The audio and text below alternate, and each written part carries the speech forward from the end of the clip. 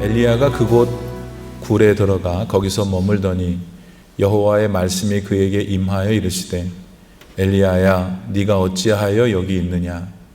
그가 대답하되 내가 만군의 하나님 여호와께 열심히 유별하오니 이는 이스라엘 자손이 주의 언약을 버리고 주의 제단을 헐며 칼로 주의 선지자들을 죽였음이오며 오직 나만 남았거늘 그들이 내 생명을 찾아 빼앗으려 하나이다. 여호와께서 이르시되 너는 나가서 여호와 앞에서 산에 서라 하시더니 여호와께서 지나가시는데 여호와 앞에 크고 강한 바람이 산을 가르고 바위를 부수나 바람 가운데 여호와께서 계시지 아니하며 바람 후에 지진이 있으나 지진 가운데에도 여호와께서 계시지 아니하며 또 지진 후에 불이 있으나 불 가운데에도 여호와께서 계시지 아니하더니 불 후에 세미한 소리가 있는지라. 엘리야가 듣고 겉옷으로 얼굴을 가리고 나가 굴 어귀에 섬에 소리가 그에게 임하여 이르시되 엘리야야 네가 어찌하여 여기 있느냐. 그가 대답하되 내가 만군의 하나님 여호와께 열심히 유별하오니 이는 이스라엘 자손이 주의 언약을 버리고 주의 제단을 헐며 칼로 주의 선지자들을 죽였음이오며 오직 나만 남았거늘 그들이 내 생명을 찾아 빼앗으려 하나이다. 여호와께서 그에게 이르시되 너는 네 길을 돌이켜 광야를 통하여 다메섹에 가서 이르거든 하사엘에게 기름을 부어 아람의 왕이 되게 하고 또 님시 아들 예후에게 기름을 부어 이스라엘의 왕이 되게 하고 또 아벨 무홀라 사밧의 아들 엘리사에게 기름을 부어 너를 대신하여 선지자가 되게 하라. 하사엘의 칼을 피하는 자를 예후가 죽일 것이요 예후의 칼을 피하는 자를 엘리사가 죽이리라. 그러나 내가 이스라엘 가운데 7,000명을 남기리니 다 바알에게 무릎을 꿇지 아니하고 다 바알에게 입맞추지 아니한 자니라. 아멘. 하나님의 말씀입니다. 오늘 본문은 이스라엘 가운데 남북으로 나뉜 북쪽 이스라엘에서 일어난 사건입니다. 북쪽 이스라엘의 아합 왕이라는 사람이 통치를 할 때 일어난 일입니다. 아합 왕이 더 북쪽 이스라엘이 아닌 다른 나라 시돈이라는 나라의 왕의 딸 이세벨을 자기 부인으로 삼았습니다. 아합은 본래 자신의 아버지가 오므리였는데 오므리는 억수로 하나님 말을 안 들었습니다. 하나님을 떠나서 우상을 섬겼던 사람입니다. 부전자전이라고 아합은 역시 하나님을 떠났는데 이 사람은 더 했어요. 하나님은 아예 없다고 제껴놓고 다른 신들을 섬기기 시작했습니다. 그런 중에 부인인 이세벨이 믿었던 이방 여자니까 이 바알 신을 같이 숭상하게 됩니다. 바알은 농경신입니다. 풍성한 수확을 약속하는 신이죠. 풍성한 수확이 있으려면 기본적으로 비가 와야 됩니다. 그래서 하나님께서는 엘리야라는 선지자를 보내셔서 너무 마음이 아프시니까 자기가 택한 백성 북쪽 이스라엘 사람들이 그 모양으로 살고 있으니까 그들을 깨우쳐야 되겠고 해서 엘리야를 보내셔서 뭘 하셨냐면 3년 반 동안 비가 내리지 않게 하셨습니다. 여러분 생각해 보세요. 아합이 지금 믿고 그의 부인인 이세벨이 믿고 있는 신이 바알인데 바알은 풍요를 약속한 신인데 풍요가 되려면 기본적으로 하늘에서 비가 내려야 되는데 하나님의 사자인 엘리야가 가서 기도했더니 3년 6개월 동안 비가 오지 않았다. 참 신이 누구십니까, 여러분? 네. 그렇게 하니까 아합이 엄청 당황했겠죠. 그래도 왕인데 백성들이 원망하잖아요. 옛날부터 백성들은 그냥 배만 부르면 왕이 잘한다고 하고 배가 안 부르면 왕이 잘못한다고 하고 그렇듯이 오늘날도 마찬가지죠. 그런 원성이 자자하니까 아합이 이제 겁이 나기도 하고 당황했어요. 이제 그런 중에 엘리야를 만나게 되고, 또 엘리야를 통해서 이제 하나님 결국 비를 내리게 하시는데, 이런 사건 속에서 한 번은 엘리야가 지금 바알을 따르고 있는 아합 왕과 그의 부인, 또 뭐 바알을 섬긴다고 하니까 그 사람들도 다 자기들 나름대로의 제사장들이 있었을 거 아니에요. 바알의 제사장들. 엘리야가 너네 바알의 제사장들 450명 되는데 아세라는 한 400명 정도 돼요. 아세라는 바알의 짝꿍이야. 바알은 남자고 아세라는 여자야. 그 850명이 있었는데 그거 다 데리고 올라와, 갈멜산으로. 니네 신이 진짠지 여호와 우리 하나님이 진짠지 한번 대결해 보자. 그래서 여러분이 잘 아는 갈멜산 그 제단에서의 불 내리는 역사 사건이 일어나죠. 어떻게 됐어요? 당연히 하나님만이 유일한 신이시잖아요. 여러분, 이 중에 다른 신도 약간 약한 신이 있는데 그 중에 하나 골라 잡아서 교회의 신을 믿으면 안 됩니다. 저를 똑바로 쳐다보세요. 우리는 한국에서 왔기 때문에 가슴에 이 무당의 그런 피가 다 있어요. 그래서 그러면 그래도 있겠지. 하나님이 제일 큰 신이고 나머지 좀 잘 자란 것 아닙니다. 여러분, 세상을 만드신 분은 한 분밖에 안 계세요. 여러분을 만드신 분은 한 분밖에 안 계세요. 엘리야 시대의 그 하나님이 지금 2024년 우리의 하나님이시잖아요. 자, 벌렸더니 하나님만이 하나님이시기 때문에 엘리야의 제단에 불이 확 내렸어요.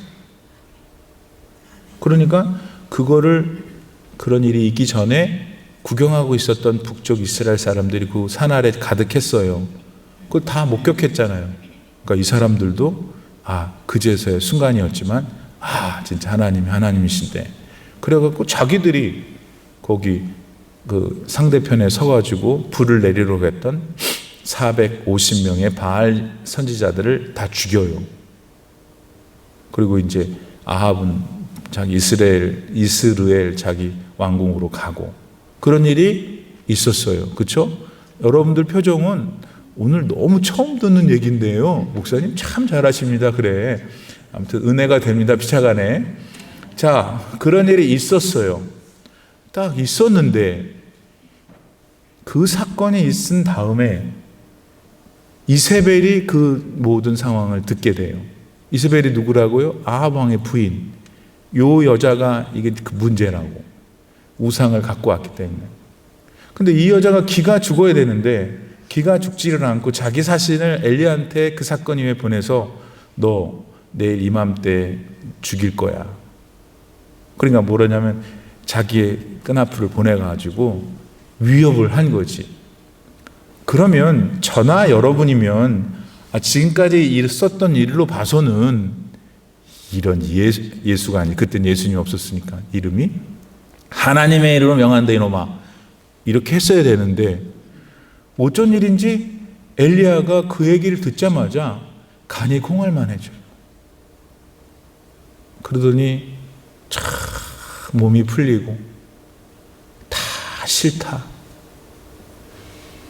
그리고는 거기를 떠나서 저 밑에 남쪽 유다도 이스라엘 사람이 살잖아요. 둘이 사이가 안 좋잖아. 북쪽 이스라엘하고 남유다하고, 남한하고 북한하고 사이 안 좋듯이 남유다를 관통해가지고 남유다의 제일 남쪽 브엘세바까지 사실은 도망가요. 근데 엘리야의 마음의 전 마음이 뭐냐면 이렇게까지 했는데, 아니 도대체 이렇게까지 했는데 왜 이 북쪽 이스라엘 사람들은 하나님께로 돌아오지 않는 걸까 하는 기가 막힌 지난주 그랬잖아요. 질린 거야. 질렸어. 그러니까 그냥 다 하기 싫은 거죠. 단순히 뭐 이세벨이 겁이 나서만이 아니었죠. 그냥 여러분 좀 상황이 이해가 되세요? 뭐 아무리 했는데도 질린다 그러잖아요. 질린다 질려 이런. 그래서 아마 그런 마음도 있었으리라 생각하고 다 브엘세바까지 갔는데 브엘세바에서 자기랑 같이 왔던 종을 거기다 남겨놓고 자기는 또 거기서부터 광야로 더 밑으로 내려갑니다. 그래서 로뎀나무 한 나무 블루밍 트리를 만나가지고 그 안에서 다 하나님, 내가 살 만큼 살았고 또 할 만큼 했어요. 저는 제 선배님들보다 많이 부족한가 봅니다. 주님, 저 이제 데려가 주세요. 다 이렇게 기도. 그러니까 하나님이 이제 또 새를 보내셔가지고 물하고 떡하고 또 구운 떡을 보내서 먹이게 하시죠. 2번을 그렇게 하시고 일어나서 힘을 내 더 남쪽에 있는 호렙산, 옛날 하나님이 모세를 만나주신 그 산으로 가라고 그래요. 그래서 40주야를 걸어서 이제 거기에 도착합니다. 그래서 9절, 오늘 9절이 된 거예요. 엘리야가 그곳 굴에 들어가 거기서 머물더니, 자, 계속 머물고 있는데 여호와의 말씀이 그에게 임하여 이르되, 엘리야야, what are you doing there? 한국말로는 네가 어찌하여 여기 있느냐. 이거를 조금 가볍게 생각하면, 아니 무슨 또 하나님도 질문을 또 그렇게 거기 있는지 몰라요, 하나님? 그렇죠? 그렇잖아요. 우리가 엘리야 편이 되면 엘리야한테 너 지금 거기서 뭐 하고 있냐? 그러면 내가 엘리야는 아니 지금 약 올리시는 거예요? 이럴 것 같은 질문 아니에요? 근데 오늘 왜 이렇게 다 표정들이 경건해? 또 지난주에는 안 그렇더니 또 목사가 어디다 맞춰줘야 할지 모르겠어. 경건하지 않아도 또 했더니 그렇잖아요. 지금 너 거기서 뭐 하고 있느냐? 따라서 하나님이 몰라서 질문하신 게 아닐 거 아니에요. 네 어찌하여 거기 있느냐? What are you doing there? 거기서 뭐 하냐? 그거는 너 다시 일어나서 네 인생이 지향해야 할 그 방향으로, 그리고 네가 가져야 할 너의 목표를 향해 가야지 여기 굴에서 뭐 하냐, 그렇게 물으신 것입니다. 사랑하는 여러분, 밑도 끝도 없지만 아니에요. 오늘 하나님께서는 엘리야한테 말씀하시는 거를 지금 저를 통해 여러분한테 말씀하고 계신지도 몰라요. 그대여, 뭐 하고 있어 여기서? 네가 너 개인에게 준 나의 사명, 너의 삶의 목표, 구원의 시온성을 향해 걸어가야지. 거기는 한 개도 안 쳐다보고 뭘 먹을까, 뭘 입을까, 아직도 그러느냐? 아직도 네 나이에 얼마 남지도 않은 것 같은데 또 너무 경건해졌어 또.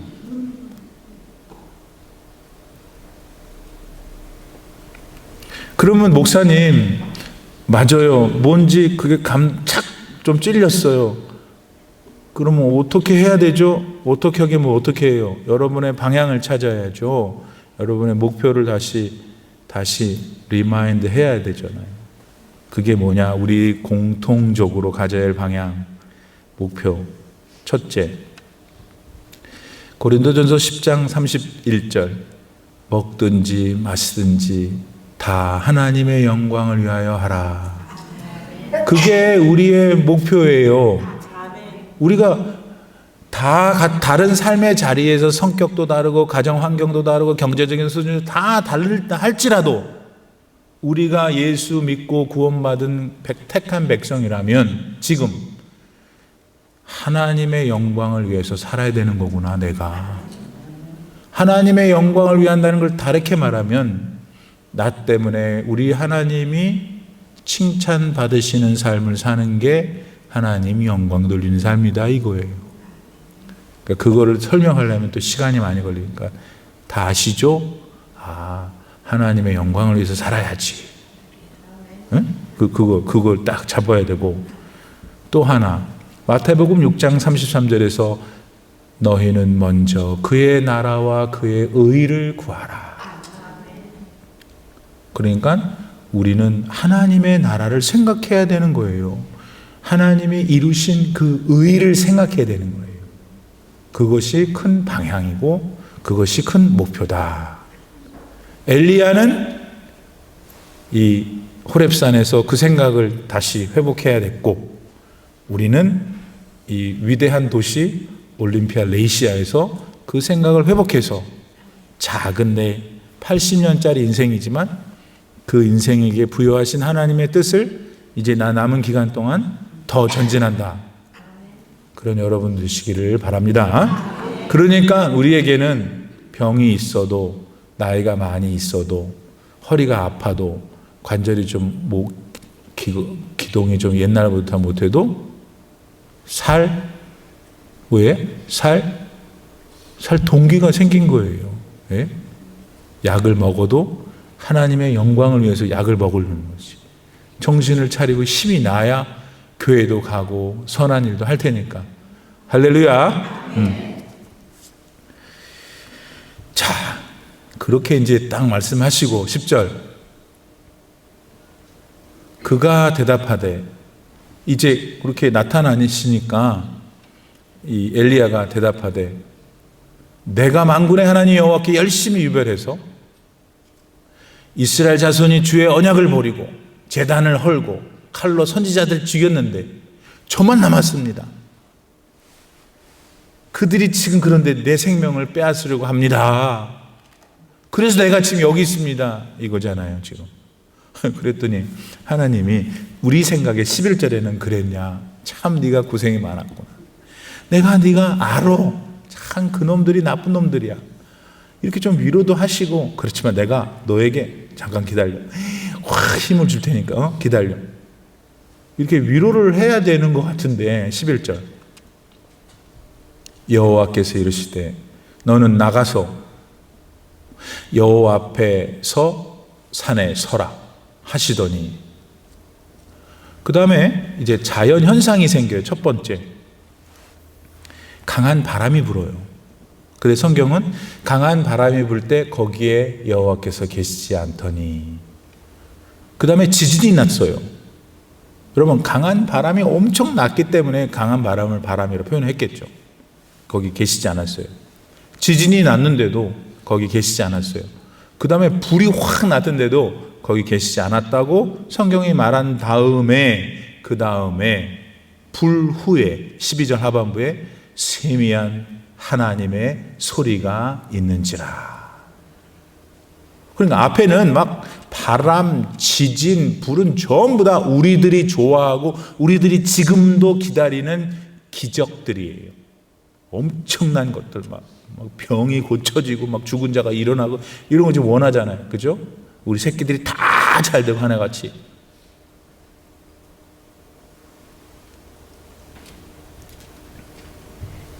근데 그런 거는 안 나타나고 세미한 여호와의 음성이 말씀이 있었다. 그 이후에 엘리야가 변화돼요. 이 이후에 엘리야가 그의 심경이 변화가 돼요. 여러분 여기서 우리가 배워야 할 중요한 것이 있어요. 우리의 믿음 생활에 있어서 강한 바람이 나고 지진이 나고 불이 나는 기적이 필요해요. 양념으로. 아무래도 없으면 안 되잖아요. 기도를 해서 기도에 응답을 받으면 좋잖아요. 우리 믿음이 더 진작되고. 그런데 이거보다 훨씬 변함이 없고, 아니 정확하게 나를 완전히 바꾸는 것은 하나님 말씀이에요. 하나님의 세미한 소리가 그때 엘리야를 바꿨듯이 하나님의 음성이, 하나님의 거룩한 말씀이 우리를 변화시킨다. 예수님께서 이 땅에서 활동하실 때 얼마나 많은 기적을 일으켰어요. 그러나 그 모든 그만큼 더 많은 사람들이 구원받아야 되는데 그렇지 않았잖아요. 나사로를 무덤에서 나오게 한 그 장면을 직접 봤던 바리새인과 서기관과 유대인들이 어떻게 했어요? 그때부터 예수를 어떻게 죽일까 하노라 이랬잖아요. 우리 같으면 다 회개하고 예수님께 무릎 꿇어야 되는데 그게 인간이라는 거예요. 인간은 안 바뀌어요, 여러분. 보통의 힘 갖고는 안 바뀌어요. 하나님의 말씀만이 변화시킨다. 일자 무식이었던 베드로 사도가 성령에 충만하여 뭐 했을 때? 기적을 일으켰을 때가 아니잖아. 베드로가 성령에 충만하여 하나님의 말씀을 선포할 때 그날 3,000명이 주님께로 돌아왔어요. 하나님의 세미한 음성. 여러분, 성경 66권, 이거 고귀한 하나님의 계시의 말씀이에요. 그리고 마지막으로 어떻게 우리가 각자가 거듭났어요? 돌아보세요, 여러분이. 모태신앙인 사람도 거듭났고, 그 다음에 각자 삶의 자리에서 어떤 인생의 계절에 주님 만났는데 다 우리 모두가 어떤 때 어떤 방법으로는 다르지만 주님 만나 지금 구원받은 것은 같단 말이에요. 거듭났어요. 그럼 무엇 때문에 거듭나냐면 다 똑같은 게 하나 있어요. 그건 말씀 때문이에요. 하나님의 말씀이 우리 가운데 임했기 때문에 거듭난 거예요. 베드로전서 1장 23절 말씀, 너희가 거듭난 것은 썩어질 씨로 된 것이 아니요 썩지 아니할 씨로 된 것이니 살아있고 항상 있는 하나님의 말씀으로 되었느니라. 할렐루야. 네. 베드로는 별의별 일을 다 한 사람이에요. 죽은 사람도 살리고. 얼마나 많은 인생의 경험이 있었어요. 예수님을 직접 봤고 같이 살았고 예수님을 3번이나 부인했고 진짜 얼마나 질퍽한 인생을 산 거예요. 한 인간으로 볼 때. 근데 그가 베드로 전서를 기록하면서 우리가 거듭난 것은 하나님의 항상 있는 말씀으로. 그래서 본문으로 돌아와서 바람도 있고 막 불도 있고 지진도 있고 우리가 기대하고 소망하는 것들이 아닌 세미한 하나님의 음성 가운데 엘리야가 변화되는 것을 보면서 우리가 하나님의 놀라운 기적, 능력도 우리가 기도해야 되지만 더 근원적으로 항상 하나님의 말씀을 대할 때 그게 기적을 나타낸다. 믿으시기를 바랍니다. 다음으로 그 13절이 엘리야가 듣고 겉옷으로 얼굴을 가리고 나갔어요. 굴 어귀에 섰어. 소리가 그에게 임했어요. 엘리야야 다시 What are you doing here? 네가 어찌하여 여기 있느냐 말씀하셨어요. 그 다음에 14절에 보니까 그가 대답하되 내가 만군의 하나님 여호와께 아까 같은 말을 하는 것이죠. 자기가 이런 일은 했다. 그러니까 지금 14절을 제가 다시 리피트 안 하더라도 내용이 뭐냐면 하나님 저는 기도해서 3년 반 동안 비도 오지 않게 했습니다. 그 다음에 하나님도 보셨다시피 갈멜산에서 450명이나 되는 바알의 선지자도 다 그 일거에 소탕했습니다. 근데 그때 제가 보니까 이스라엘 백성들은 좀 변화된 것 같았는데 이게 지금 뭡니까? 이게 지금 뭡니까? 그리고 지금 저는 딱 딸랑 저만 남았습니다. 그거 아니에요. 지금 저기 오직 나만 남았거늘. 더군다나 그들이 지금 내 생명을 찾아 뺏으려 합니다. 무섭습니다. 너무나 이해가 안 됩니다. 하나님 계시는데 왜 이러십니까? 이런 거잖아요, 지금. 그러니까 이제 엘리야는 무엇을 위한 수고를 한 거냐면 하나님께 돌아오라는 거였잖아요. 요즘 우리들 말로 하면 구원을 받으라고. 너의 죄의 문제를 해결받기 위해서는 예수님 밖에는 방법이 없다라고 말했는데 아무리 기적을 일으키고 아무리 놀라운 일을 해도 안 된다는 거예요. 그래서 여기서 우리는 인간이라는 존재는 자기의 죄의 문제, 그거 지가 혼자 해결할 수 없다는 것을 발견하게 돼요. 다시. 얼마나 악한지, 근데 악한, 겉모습은 악하지 않은데 악해. 세상에 악해. 제가 어저께 구역 예배를 드렸는데, 오셨나? 오늘 안 오신 것 같아요. 당신 친구가 있으시대. 그 구역원 얘기하시는 거예요. 당신 친구가 있는데, 이제 고등학교 때부터 친구라는 거예요. 그렇게 전도를 하려고 했는데 그분 이제 당신 친구를 소개하기를 너무 목사님 착하고 남에게 뭐도 안 하고 그 좋은 사람이래. 그래서 이제 안타까우니까 복음을 전하셨는데 무슨 병에 큰 병에 걸려서 돌아가셨다. 암인 것 같아요. 제 기억이 맞다면 얼마 전에 돌아가셨나 봐요. 그래서 얼마 전에 돌아가시기 전에 그래도 구원을 받기를 원해서 전화를 하고 그랬더니 야, 내 딸이 들으면 전화 받은 그 친구가 하는 말이 내 딸이 들으면 전화 끊으라고 그런다. 예수 얘기하지 말라는 소리지. 그러니까 지금 이제 돌아가실 암이 걸려서 내일 모레 해도 그래서 복음을 전해도 안 듣는 사람이 많다 이거예요. 참 아마 뭐 우리가 경험하고 있는 일인지도 모르겠어요. 그만큼 여러분 우리는 참 이 죄가 얼마나 뿌리가 깊은지 당연히 따라서 사람 스스로가 이 죄의 굴레를 벗어날 수 없다. 많은 철학들, 많은 종교들 심지어 그 다 죄의 문제를 해결하려고 하는 거예요. 뭐 다 들어보면은 안 되는 것입니다. 그러면 목사님 어떻게 됩니까? 왜 저한테 물어요? 여러분이 다 알고 있잖아요. 죄의 문제는 하나님만 해결하실 수 있어요. 예수 그리스도는 하나님의 아들로 이 땅에 오신 하나님이세요. 그분이 죄의 문제를 해결하기 위해서 우리가 눈으로 보는 저 십자가의 형상 속에 오신 것이에요. 왜냐하면 저 십자가를 그 당시에 온 세계 사람들이 제일 저주하는 처형의 방법이었기 때문에 그래서 내가 이렇게 처절하게 이곳에서 죽는다. 너의 죄를 안고 내가 너를 대신해서 그러니 이것만 믿으면 너는 나와 함께 영원히 낙원에 있으리라.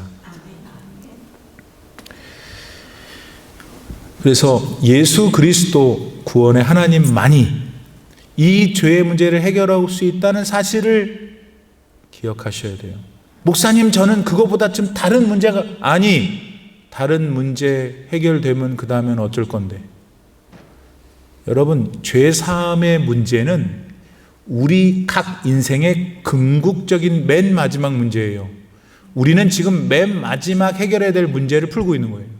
그 앞전에 놓여있는 크고 작은 이슈들이 중요하지만 그걸 해결한다 한들 이 맨 마지막 이 단추를 못 풀면 다 끝이에요.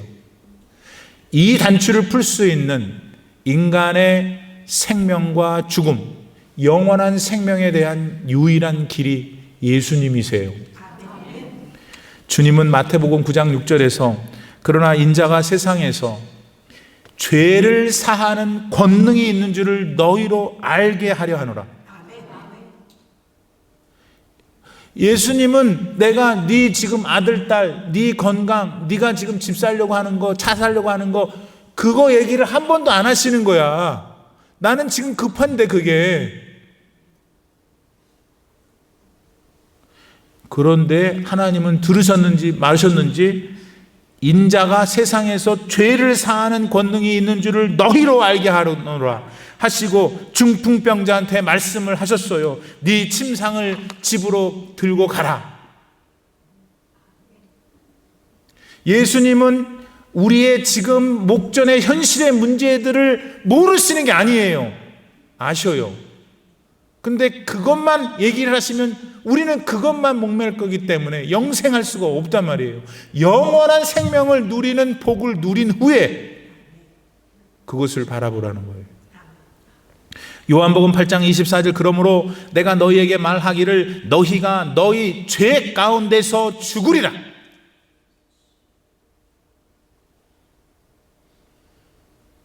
너희가 만일 내가 그인 줄 믿지 아니하면 너희 죄 가운데서 죽으리라.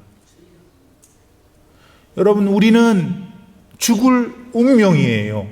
We are destined to die. Everybody가 다 그래야 돼. 그 증거가 뭐냐면 늙어가는 거예요. 우리가 지금 에이징 하잖아요. 어디로 가냔 말이에요. 우리가 더 젊었을 때가 있었어요. 그래서 지금 우리가 뭐 나이 든 이때까지 왔잖아요. 그럼 그때부터 지금까지 온 거잖아요. 뭔가 from somewhere to here. 그럼 지금 어디로도 가고 있잖아요. 어디에 거기가? 그러면 그 문제, 그때 당다 거기에 도달했을 때의 방법이 있냐고요. 세상 사람들은 그거를 들어도 그거야 뭐 죽어봐야 알지. 그러니까 그래도 죽는 건 싫고 자기 몸에 변화가 생기는 걸 느끼니까 이제 좋은 걸 먹어야 되고 마셔야 되고 부어야 되고 그래서 니나 너가 나오는 거예요. 잊어보려고. 왜? 무서우니까. 우리도 무섭잖아요. 우리도 두렵지 않아요? 여러분? 에이징, 병, 죽음 무섭잖아요. 근데 우리는 그것으로만 끝난 게 아니잖아. 다시 소망을 회복하잖아요. 하나님의 말씀이 나를 구원하신 그리스도께서 나의 손을 붙들고 나의 영혼을 하나님의 나라로 데려갈 것이다. 그걸 믿는 거예요, 여러분. 그래서 여러분 여기 와서 난자에 계시는 거 아니에요?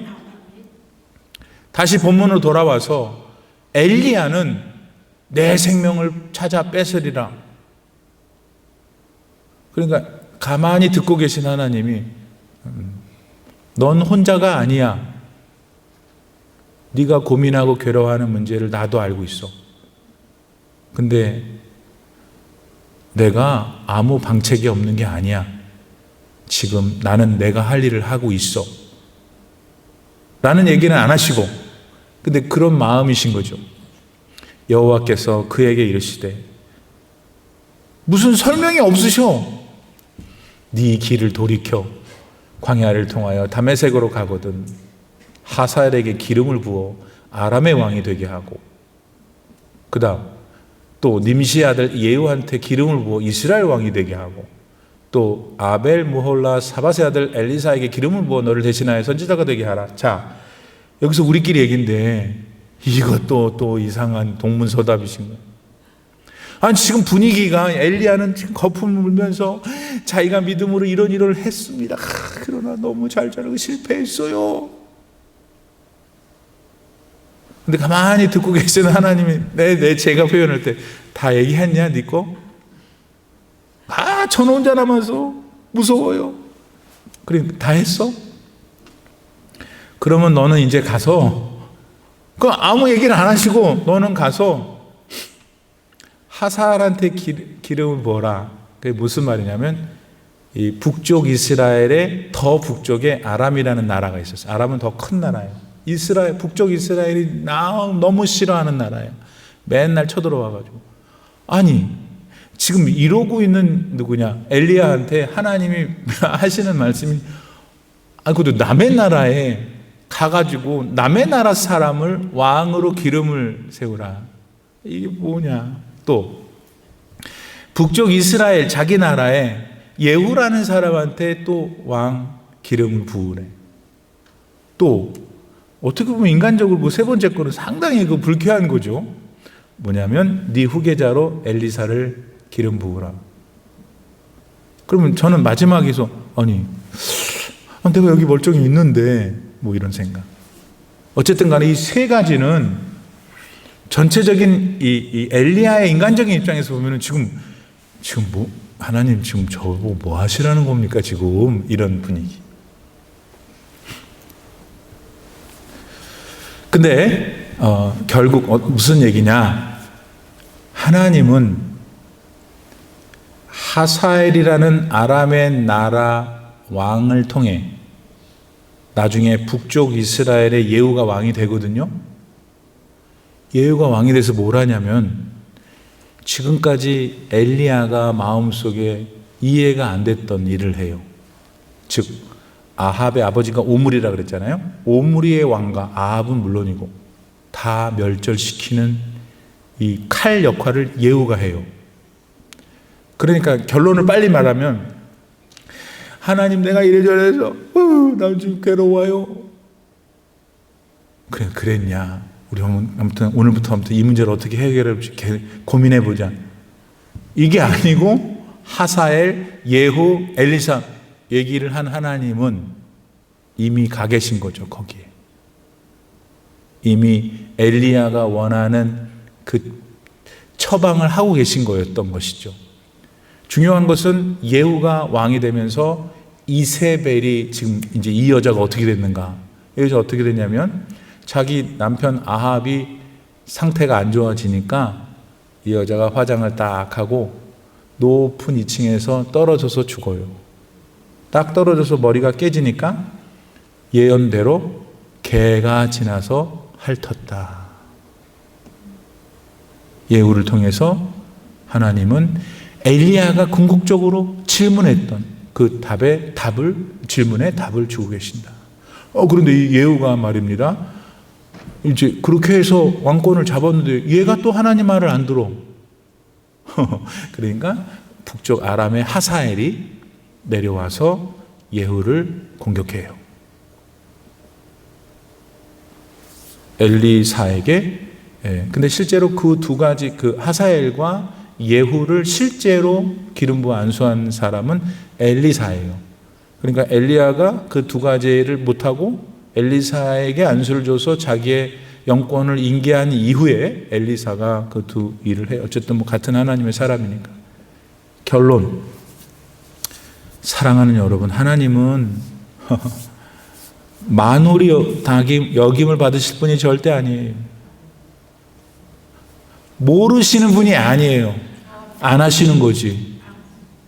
그분의 뭐가 있으시니까 안 하시는 거지, 모르시거나 못하신 게 아니라면 저와 여러분을 향한 하나님의 성품이 실제라면 그대를 향한 그대의 고민과 기도와 안타까움을 모르시지 않는다는 거예요. 따라서 반드시 하나님께서는 여러분에게 가장 선한 길로, 여러분에게 가장 좋은 길로 반드시 인도하실 것을 믿으시길 바랍니다.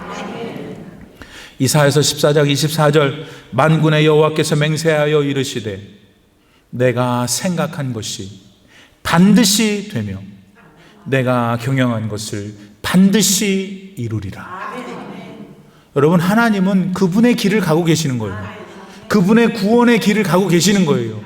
그런데 오늘 우리는 2024년이라고 하는 이 시대에 하나님께서 생명을 주셔서, 왜냐하면 2000년 전에 그 시대에도 하나님은 어떤 사람들에게 그의 구원의 길에 동참하는 기회를 주셨고, 오늘 우리는 우리의 이 시대에 하나님이 구원의 길에 동참하는 기회를 주신 거예요. 그러면서 하나님은 그분의 계획을 진행하시는 거죠. 그런 중에 한 개인인 손요한, 한 개인인 여러분, 한 사람 한 사람을 어떻게 다루시는가 모르시지 않는다는 거예요. 못하시는 게 없어요. 그런데 가장 좋은 것으로 반드시 주신다는 것을 믿으시기 바랍니다. 이사야서 2장 22절 너희는 인생을 의지하지 말라 그러므로 그 인생의 그 인생의 호흡은 코에 있으니 새말 가치가 있겠느냐. 다른 말로 하면 숨결에 불과한 인간이 무슨 가치가 있길래 그 인생을 의지하냐 하시는 겁니다. 하나님을 의지해야 되는 거죠. 마지막으로 18절 말씀에 보니까 하나님이 답을 또 하셔요. 나 혼자만 남았습니다. 그러나 내가 이스라엘에 7,000명을 남기리니. 그래서 우리 코로나 때 7K 모였죠? 7K, 7,000, 7,000. 그래서 한 건데, 하여튼 너무 좋았는지 자꾸 그때로 가자고 그러는 사람들도 있어요. 7,000명을 남기리니. 질문이 있어요. 엘리야는 그의 생각에는 도저히 아무도 없어. 나만 남은 것 같아. 근데 어째서 하나님은 7,000명이나 있다고 한 걸까?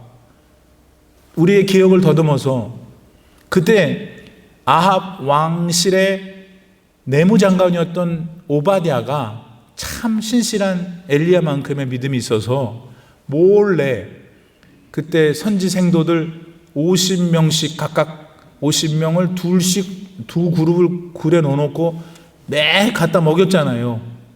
토탈 해봐야 100명인데 그럼 100 플러스 엘리야 그럼 101명인데 어때서 하나님은 7,000명인가? 그러니까요.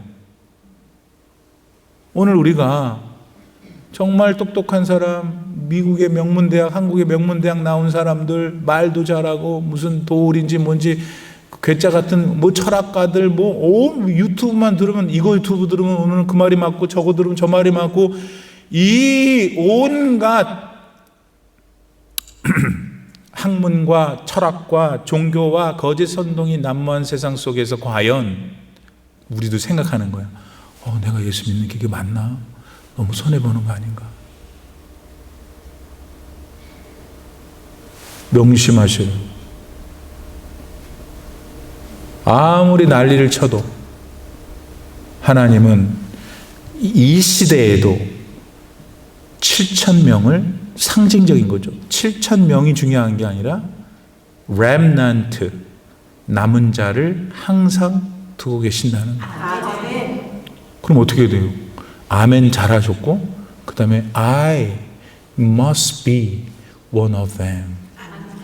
내가 그 사람 중에 하나가 돼야 되잖아요. 아이고 목사님 저는 그런 거는 싫어요. 저는 그냥 조용히 지내고. 조용히 지내면 구원을 못 받아요. 조용히 지낼 수가 없어. 예수 그리스도를 믿고 하나님을 찬양하고 예배하는 지금과 같은 삶을 계속 살 때 하나님은 지금 여러분을 이 시대에 남은 7,000인으로 생각하신다. 아멘. 기억하십시오. 첫 번째 심판, 노아의 심판 때 고작 8명의 사람만 인류 가운데 방주 안에 들어갔다는 것을. 분명한 거 하나는 하나님의 나라에 마지막으로 결국 들어갈 사람들은 따라서 숫자가 많지 않을 것이다라는 거예요. 그런데 우리는 one of them이다. 아멘. 네, 그 말씀을 오늘 배웠습니다. 기도합시다. 지금은 우리 구주 예수 그리스도의 무한하신 은혜와 우리 아버지 하나님의 놀라우신 사랑과 성령의 감동함과 충만하게 교통하신 오늘도 변함없는 믿음으로 수요예배에 찾아와 하나님 나는 누구입니까? 저의 이 문제는 어떻게 해야 됩니까? 저의 믿음 없음을 불쌍히 여겨 주옵소서. 하나님 앞에서 마음을 회복하고 삶의 방향과 목표를 회복하는 귀한 성도님들 머리머리 위에 이제로부터 영원토록 함께 계시기를 간절히 축원하옵나이다. 아멘.